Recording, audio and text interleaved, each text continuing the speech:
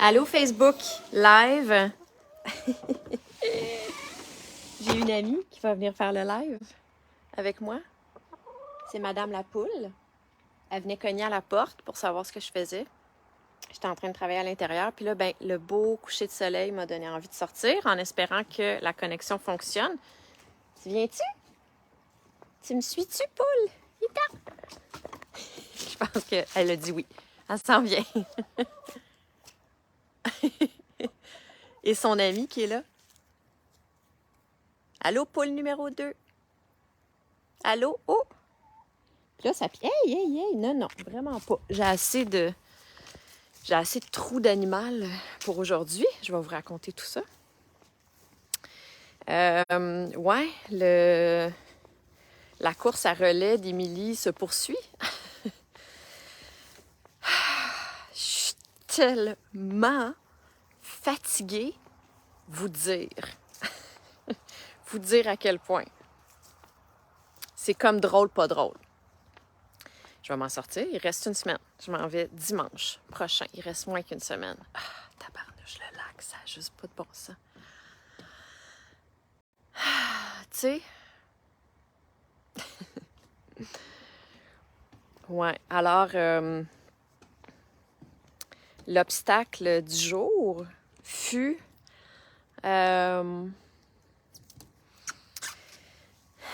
que hier soir, il a fallu que je trouve un endroit, une nouvelle maison pour mon ami Tom, mon ami chat, mon bébé d'amour. Parce que, mon chat restait chez ma mère. C'était prévu, organisé, tout ça depuis plusieurs mois. Puis là, le jour de mon déménagement, j'étais allée l'emmener. Ça me fait rire. Non, non! Picasse-moi pas. Mais finalement, elle a changé d'idée. Pour diverses raisons. Elle m'a annoncé ça dimanche, que finalement, ça ne fonctionnait plus pour elle de garder Tom. Alors donc, j'ai mis une annonce sur Facebook. J'ai eu une offre. Une offre, oui. C'est un petit peu bizarre à dire pour un chat, mais il y a quelqu'un qui m'a contacté en me disant « Oui, moi, je veux, j'ai perdu mon chat. » Alors, je suis en train de réfléchir à la possibilité d'en adopter un autre et puis, de garder le tien pendant 6 mois, ça serait parfait. Alors, sauf que la personne habite Québec.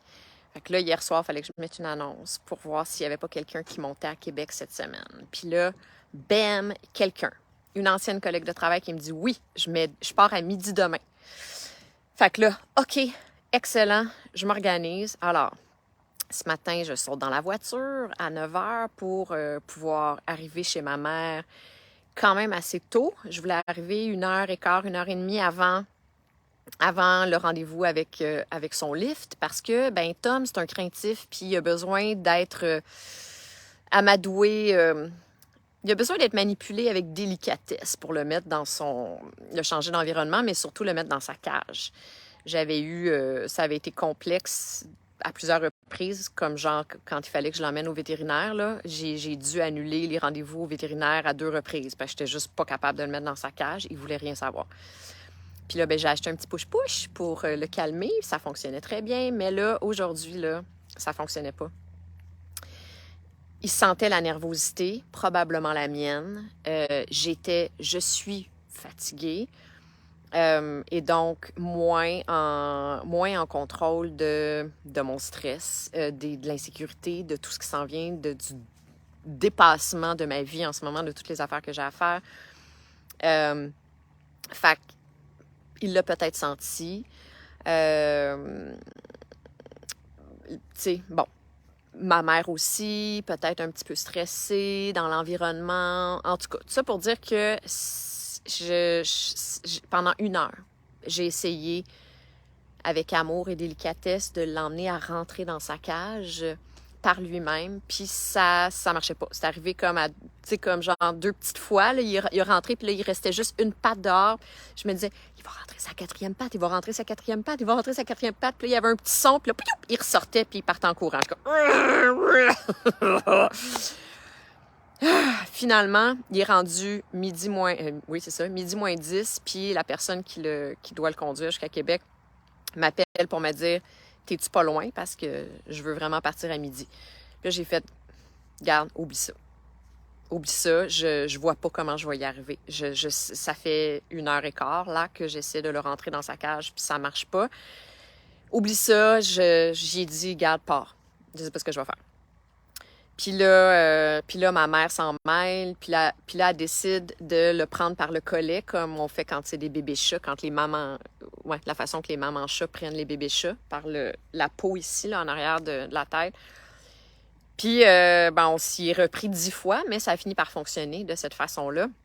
Sauf qu'il m'a griffé pas rien qu'à peu près. Dans l'exercice, j'ai le bras gauche ensanglanté, vous le verrez pas, mais j'ai plein de trous. De là, ce que j'ai dit à Madame la Poule tout à l'heure, de « S'il vous plaît, j'en ai assez de trous de même, j'en prendrai pas un autre en plus de cette chose ici présente. » Et je me suis râpé le doigt. Tu sais, là, quand t'es trop stressé, quand t'es fatigué, tout arrive en même temps, on dirait. C'est fou. Je le dirai jamais assez. Je suis tellement consciente que l'état de notre vie, c'est le reflet de l'énergie qu'on génère à l'intérieur de nous, mais tellement. Puis je le sais, puis je le répète, puis je le fais moi-même. On n'est pas parfait, on est tous des humains, puis on le fait tout. C'est pas parce qu'on maîtrise une théorie, un fait, qu'on l'incarne et qu'on est des maîtres de la gestion de cette chose en question. Surtout quand on est à bout, qu'on est fatigué, qu'on est vulnérable. La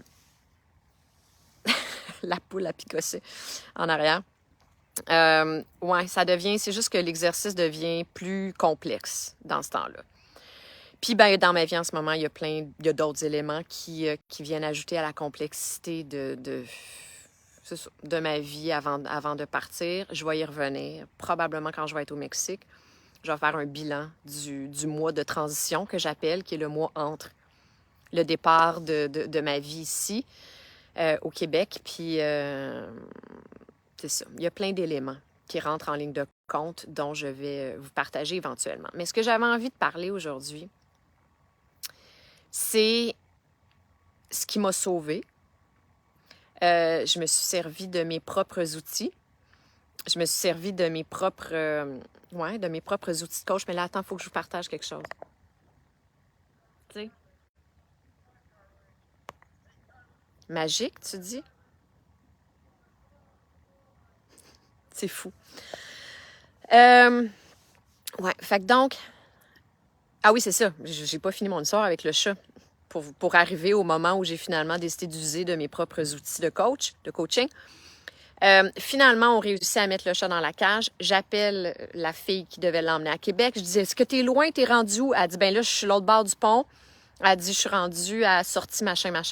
Je dis, OK, est-ce que tu m'attendrais? Est-ce que ça te dérangerait de juste prendre la prochaine sortie, puis je vais venir te rejoindre là le plus rapidement possible? Elle dit, il n'y a pas de trouble, je t'attends. T'as-tu vu Émilie flyer sur l'autoroute tout à l'heure? Et boy! J'ai mis le chat, tous ces millions de bagages de patentes dans mon auto. Et j'ai sauté dans mon char et je suis allée la rejoindre.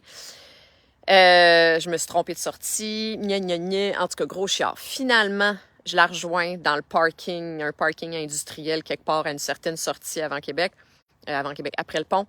Puis on transfère le chat et toutes les patentes. Puis là, merci, bye-bye, elle s'en va. Et moi, je reste dans mon char, dans le parking. Et là, je prends la première grande respiration depuis probablement la veille. Ça m'a vraiment stressée, cette histoire-là. C'est venu ajouter énormément de stress à ma liste de déjà stress avec laquelle je jongle à tous les jours depuis mon déménagement et ce sera ainsi jusqu'à mon départ. Fait que donc, j'ai pris ma première grande respiration dans mon auto, dans ce dit parking. Puis là, j'ai fait, OK, là, je vais y passer. Fait qu'il faut que je me réaligne, là, me réenligne avec moi-même. Il faut que je me reground. Et la première chose qui m'est venue, ça a été transforme ta colère pour de la gratitude. Parce que là, je surfais sur la colère. Et à ce moment-là, je me suis dit, OK, il faut que je me fasse un cadeau, il faut que c'est ça, il faut que je m'occupe de moi. Fait que comment je vais faire ça? Je vais tasser la colère de l'événement, des choses dans lesquelles je n'ai pas de contrôle qui viennent s'ajouter dans ma liste de stress. Je vais changer mon focus de bord. Attendez-moi juste une petite seconde.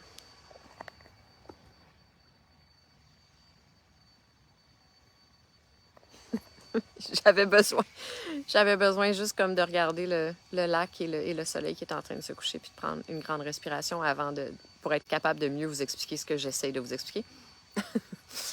J'étais menée par la colère depuis quelques jours. Et la fatigue puis la pression d'arriver à faire tout ce que j'ai à faire d'ici mon départ, toutes les autres émotions qui naviguent en moi depuis quelques semaines, ont fait que j'avais plus de difficultés à prendre un pas de recul face à cette colère-là, face à mes émotions finalement et mon mental à l'origine. Mais là, dans mon char, dans le parking, j'ai fait « OK, là, il faut que je fasse quelque chose là, tout de suite, là, parce que je vais y passer puis j'y arriverai pas, en fait. Je réussirai pas même à finir à passer au travers des 4 prochains jours devant moi avant mon départ. » Et l'émotion la plus importante qu'il fallait absolument que je tasse de base, c'est la colère. J'avais de la colère contre plein de choses, des situations qui me tombent dessus. Et j'ai décidé d'essayer, du moins, de tourner mon attention sur la gratitude, sur les éléments en lesquels j'ai de la gratitude. Puis là, mon premier réflexe en pensant à ça, c'est « Hey, il n'y en a pas de gratitude en ce moment. » Puis j'ai fait « Hey, ça va, vieux mental, vieux paradigme de pensée, tasse-toi de là. » Tu le sais très bien qu'il y en a plein d'affaires de gratitude. Il y en a plein d'éléments, plein de privilèges dans ta vie. Fait que ça n'a pas pris 3 secondes que je me suis fait une liste mentale, puis il y en a en tabarnouche. J'en ai tellement en ce moment. Il fallait juste que je fasse clac. Il fallait juste que je tasse mon mental, que je l'emmène de là à là. La fatigue n'a pas disparu comme par miracle. C'est pas comme ça que ça marche. Ceci étant dit, mon énergie est en train de se remplir, de remonter, parce que là, je suis dans la joie, parce que je suis dans la reconnaissance, puis je suis dans mon Dieu, il y a quelqu'un, une personne merveilleuse, j'ai aucun doute, je le sens, qui va tellement bien prendre soin de mon chat, qui va l'aimer, qui va être là, qui va être présente, qui va lui donner le même type d'affection que moi, je lui donnais, que je crois qu'il devrait avoir. Numéro 1. J'ai rapidement trouvé quelqu'un qui est allé le porter à Québec. Elle a accepté d'attendre. Gros élément de gratitude que j'ai complètement oublié de vous dire. C'est fou, hein? Mais j'aurais dû commencer par ça. J'ai eu une réponse en lien avec la biopsie du foie que j'ai faite jeudi et c'est bénin. J'ai eu la réponse hier. Fait que ça, c'est gros. C'est immense. Je suis vraiment, vraiment soulagée. Mes visites à l'hôpital ne sont pas terminées encore. Il me reste une échographie dans le sein à cause de la symétrie. J'en ai parlé, je ne sais plus, dans un live à un moment donné. Puis là, ça va être je ne sais pas trop quand. L'hôpital m'a appelé ce matin au beau milieu de moi, essayer de mettre mon chat dans la cage. Puis j'étais en panique totale. Puis j'étais vraiment en état de panique totale. Et là, l'hôpital m'appelle pour me dire « On a de la place demain matin à 8 heures pour l'échographie. » Et je me suis mis à pleurer parce que 8 heures, ça veut dire je retourne à Saint-Sauveur tantôt et je redescends à 6h30 du matin demain matin. Puis ensuite, je remonte. Puis après ça, je redescends jeudi. Là, c'était comme too much, là. J'en peux plus. J'ai dû faire 22 allers-retours Saint-Sauveur-Montréal, Montréal-Saint-Sauveur dans le dernier mois. J'en peux plus. Puis ça fait que... En tout cas, bref. Fait que je me suis mis à pleurer. Puis là, la pauvre madame au téléphone... « Ah, mais what did I say? I'm sorry. » Là, je fais « Non, c'est pas vous, c'est pas ça. Je suis désolée. C'est juste que c'est too much. Ça fait 15 fois que je vais à l'hôpital. Dans le dernier mois, j'en peux plus. Puis 8 heures, c'est trop tôt. Je suis à Saint-Sauveur. J'aimerais ça, avoir une seule journée dans la semaine où je suis pas obligée d'aller à Montréal. » Donc, en tout cas, bref, elle me dit « OK, je vais essayer de vous dépanner. Je vous rappelle plus tard. Puis je vais essayer de trouver de l'espace jeudi ou vendredi. » En tout cas. Mais donc, tout ça pour dire que c'est bénin. J'ai eu la réponse. J'ai vu mon oncologue hier. Et quand il est rentré dans la salle, je l'attendais dans le bureau. Quand il est rentré dans la salle, il fait « You're keeping us busy, hein? » Je fais « Ben là, oui, mais tu sais, j'aimerais mieux que non. » Mais il dit « It's all good. » Je fais « Qu'est-ce que tu veux dire? » Il dit « It's all good. It's benign. There's nothing. » Je fais « Ah! » Ben voyons, je m'en allais le voir pour un suivi. Je m'attendais pas à avoir les résultats tout de suite parce que le jour de la biopsie, on m'avait dit de 10 à 15 jours les résultats. Ça fait 3. Ben j'ai déjà eu la réponse. Alors ça, gratitude. Puis il y en a plein d'autres. Regardez où est-ce que je suis. Tu sais. Voyons donc. Comment tu veux rester en colère quand tu finis ta journée dans un endroit comme ça? Un paysage mangeux de colère. Ouais, donc c'est ça. C'est tout. C'est juste ça. C'est pas nouveau comme partage. J'en ai déjà parlé plein de fois de la gratitude, à quel point c'est guérisseur, c'est réparateur, c'est empuissançant. Mais vous voyez, je l'ai appliqué sur moi-même. On peut commencer à parler d'années. Ben, en tout cas, ça fait 2 ans et demi au moins, 3 ans. Non, plus que ça, j'avais commencé en début 2019 à faire mes exercices de gratitude à tous les matins. Donc, ça va faire 4 ans que je fais ça et ça joue c'est vraiment « Allô, ma belle amie d'amour, je t'aime. » Il y a... Ouais, c'est fou à quel point ça embellit ma vie, à quel point ça reformate mon mental dans le bon sens. Ça m'aide à être plus légère, à être plus positive, c'est ça, à être juste mieux, à avoir une vie plus douce, plus harmonieuse et tout ça. Mais ça ne veut pas dire que il n'y a pas des moments où est-ce que ça m'échappe puis que j'oublie d'appliquer cet exercice-là. Et aujourd'hui, ben, je l'ai fait dans un moment où là, j'ai fait « OK, mais je vais y passer, là. Émilie, réaligne-toi, là, puis joue, tu sais, sois la mère pour toi-même, là, puis prends un petit pas de recul et regarde-toi comme si tu étais un client ou comme si tu étais ton enfant. Qu'est-ce que tu dirais en ce moment? Bien, la première chose qui a émergé en moi, c'est élimine la colère tout de suite, là, puis change ton mindset, tourne-toi vers la gratitude. Profite bien de ces beaux moments, ce sont de très bonnes nouvelles. Merci Yann, je t'embrasse, belle femme. Ouais, donc c'est ça. Dans un moment de colère où est-ce qu'on peut penser, bien, voyons donc, jamais que je vais réussir à sortir de cette énergie-là. C'est tellement gros, c'est tellement prenant, c'est tellement intense dans mon corps en ce moment.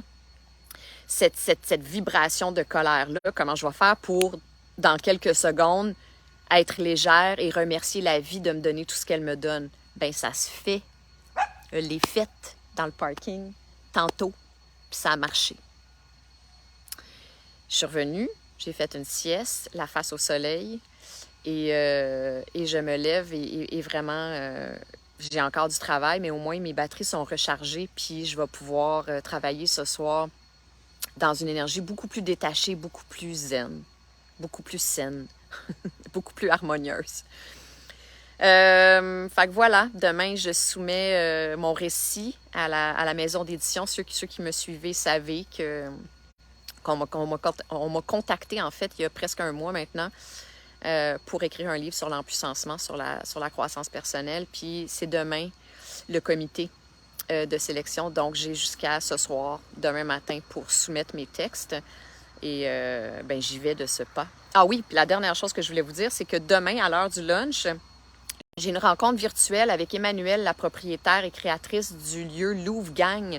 Je vous en ai déjà parlé. C'est un lieu pour femmes, un lieu féministe qu'elle appelle, je crois, dans la Petite Italie. C'est un endroit absolument magique, vraiment extraordinaire. J'étais censée faire une conférence sur la prévention du cancer du sein dans le cadre du mois d'octobre, le cancer de la sensibilisation, le mois de sensibilisation du cancer du sein, mais finalement, ça n'a pas fonctionné et on fait ça virtuellement demain à midi. De midi à 1h, on va parler de... Bien, en fait, ceux qui ont écouté ma semaine, la semaine avec mes rencontres, là, la semaine que j'ai allouée à la sensibilisation du cancer du sein, ça se peut que vous entendiez les mêmes informations. Mais si ce n'est pas le cas, et si vous avez envie de réécouter ou réentendre mes conseils en termes de prévention, puis des points super importants en lien avec cette maladie-là, bien, je vous invite à vous connecter à partir du site Louvgang. Fait que c'est louvgang.com, Louvgang. Puis d'une façon ou d'une autre, même si c'est pas pour écouter ma rencontre avec Emmanuel demain, c'est un endroit absolument merveilleux. Il y a des ateliers, il y a des cours de yoga, il y a des ateliers de reiki, de respiration, de danse intuitive, de chant. Il y a des rencontres féministes, il y a des lectures poétiques, il y a un petit café aussi super chouette avec des créateurs locaux québécois qui sont là, qui sont vendus. En fait, les produits sont vendus dans la petite boutique Connex Louvgang. Donc, je vous invite, si vous venez de Montréal, si vous êtes à Montréal, ben, je vous invite, si vous êtes une femme aussi, parce que c'est alloué aux femmes, à explorer cet endroit-là. Alors voilà, c'est tout ce que j'avais à vous dire pour aujourd'hui. Je vous donne encore un petit peu du lac, puis je vous embrasse à demain.